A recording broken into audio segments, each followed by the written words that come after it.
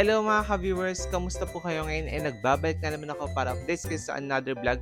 For today's video ay magka-canvas po tayo ng mga sink with cabinet saka ito pong container house ni City Hardware para at least ay mabigyan ko na naman po kayo ng another ideas. Ngayon mga ka-viewers, hindi ko na rin po papahabayan na ating intro. Tara mag-canvas na po tayo sa City Hardware. So, let's go!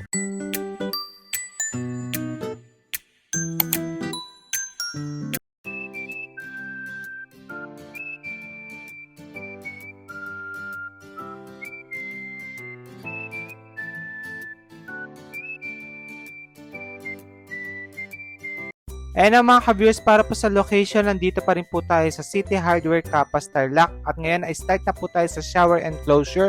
Ito pong shower enclosure na to na black coated. Raboni po ang brand neto at para po sa presyo, 13,850.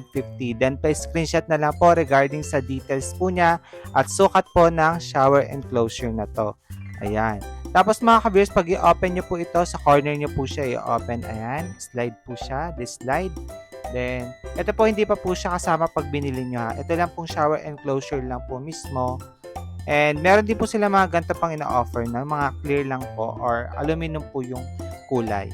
Ayan. Again, nasa 13,850 pesos po ito. Ayun. Zoom out ko lang po ulit para makita niyo po yung itsura ni shower enclosure. And next po natin, meron po ditong shower na may lavatory na po, no? Connected na po yan. Tapos mga ka-viewers, open natin yung cabinet dito sa ilalim ng lavatory. Ayan, ganyan. And balik ko lang, no? Ngayon po kung napansin niya ka-detach siya, bali na-fix pa po yun. Bali ilalim po gawa sa PVC ha, or plastic materials po. Para po sa presyo, 28,793 po yan. May mirror na din po pag binili. Ito naman pong shower enclosure po na ito, pa-curve naman po yung shape niya at aluminum po yung nakikita nyo, braces po ng shower enclosure. Ngayon po para dito, ang presyo po ay 13,000 pag po yung silver po. Pero po pag yung black, mas pricey lang po siya, no? Ganyan po siya pag inopen. Ayan. Ito pong shower, hindi pa po kasama. Bibilin pa po yan. Ito ang presyo ay 8,140 naman. Ayan. Close lang natin. Bali, set na po ito ha pag binili nyo itong shower enclosure pati sa ilalim niya. Sa halagang 13,000 po, no? Tapos mga ka-viewers, yung sa black, meron din available. Ayun po, 13,850 po yun. At yung ganito shower enclosure naman po nila na Raboni brand, yung ganyan, check natin yung price ha. Ayan na po yung suka, 12,590 po. At aluminum din po yan, tapos ganyan po pag ina-open siya, ini-slide ng ganyan. Tapos meron pang isa, no? Hindi ko na ipapakita, ito na lang po, no? And yung ganito naman po, na silver naman, na square, ang presyo po ay 8,500 pesos naman po. Ayan na rin po yung sukat niya ha. Possible yan, di po yung sukat ng kaninang pinakita sa yung kulay black. Ayun, sa corner po ina-open yan. Then, meron din silang ganitong shower. Pakita ko na lang din. Nasa 8,000 plus po yan. Then, ayan. Sarado lang natin. And kung naghahanap po kayo mga sink with cabinet, meron din po si City Hardware. Mga Raboni brand din po ito. Tapos mga ka-viewers, ito check natin yung price. Ayan. Ito po yung kanyang pinaka-sink. Ang presyo po ay 17,045. Set na po yung pag binili nyo. Kasama na po itong mirror with cabinet na siya. Tapos yung mga ilaw, saka outlet po niyan doon. So, open lang natin ito. Ayan, may mga floating shelves po. Tapos sa baba. Ayan. And ayan. Tapos pull out drawer po. Ayun.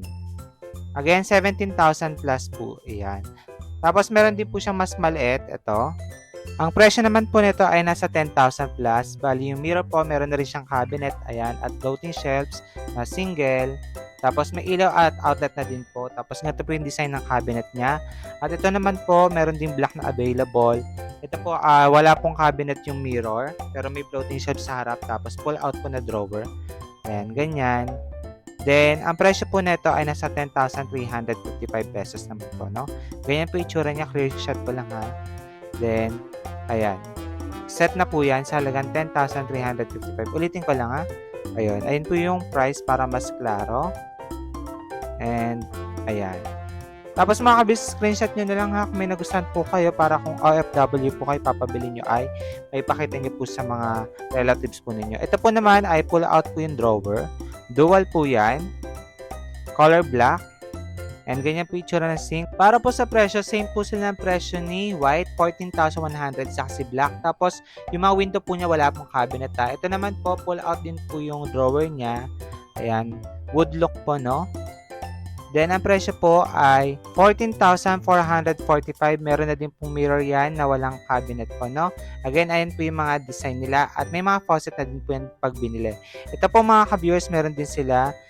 Ito malaki-laki po, no? Ang presyo po nito ay nasa 14,590 pesos po. Other side po nito ay meron namang cabinet din, gaya niya na open po. Tapos yung window, wala pong cabinet yan. Yung mga ganito naman po ay nasa 7,000 plus po yung mga yan. Nakadepende po yung presyo sa kulay at perfect po yung mga ganito sa mga maliit lang po na CR. Next po ay mga mirror naman. Yung mga ganito pong mirror pang banyo ay 740 pesos po. At ito pong mga yan, 740.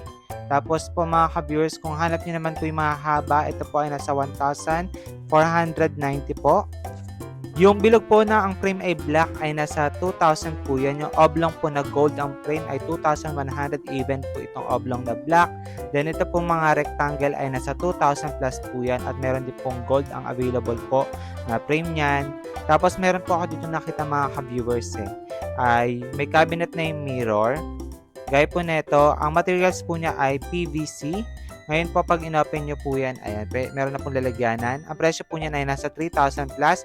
At kung ganito naman po hanap nyo, both sides po ay may cabinet. Ang presyo naman po niyan ay nasa 4,000 plus po itong mirror na ito. Ayan. Pakita ko na lang po ulit sa inyo ha. Layo lang ako. Ayan po itsura. And lastly po ay fokusan natin itong ino-offer nilang container house para po sa mga interesado, no. Bali ito pong container house ay nagkakalaga po ng malinaw na malinaw sa ating mata ay 178,000. Tapos mga ka-viewers ay ito po pag binili nyo ay may i-deliver naman po sa inyo kaya may delivery charge. Ngayon po para po sa materials container house, pakita ko na lang po sa inyo. Ito po yan. And pakibasa na lang po or screenshot para po mas malinaw. Bali ito po ay steel po yung frame, fireproof and waterproof po yung mga wall panel niya, no?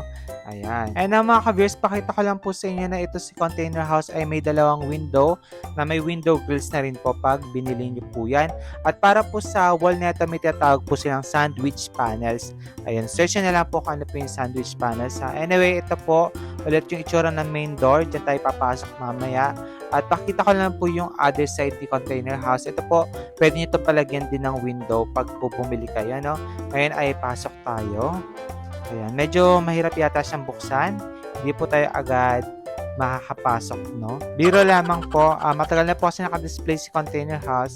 Baka may nag-loose lang po sa parts ng doorknob. So ngayon pasok po tayo, no? Para po pala sa laki ni container house, ang sukat po nito ay 16 square meters. Tapos pag bumili po kayo dito ay yung ceiling meron na po yung with lights and breaker na po para sa abang ng kuryente. Ngayon po ito nakikita yung flooring ay gawa po ito sa Hardiplex or fiber cement po yan.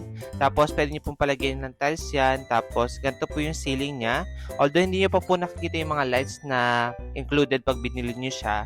Yung roof po pala ni container house ay may insulation foam na po ito. Kaya kahit paano po ay mababawasan po yung init. At kung gusto nyo naman po magpalagay ng aircon ay pwede naman po. Pwede kayong magbutas dyan ng wall para sa window type or sa split type aircon po. Ngayon mga ka-viewers, itong side na to kung napapansin nyo wala pong window. Pwede rin kayo magpalagay dyan ng window. Bibili pa po kayo ng mga ganyan para at least ay mas presko po. Ngayon mga ka-viewers, kung napapansin nyo may mga cling wrap. Ayan, nakadikit lang po yan pero pag tinanggal nyo po ay white po yung wall nyan ha. Ayan.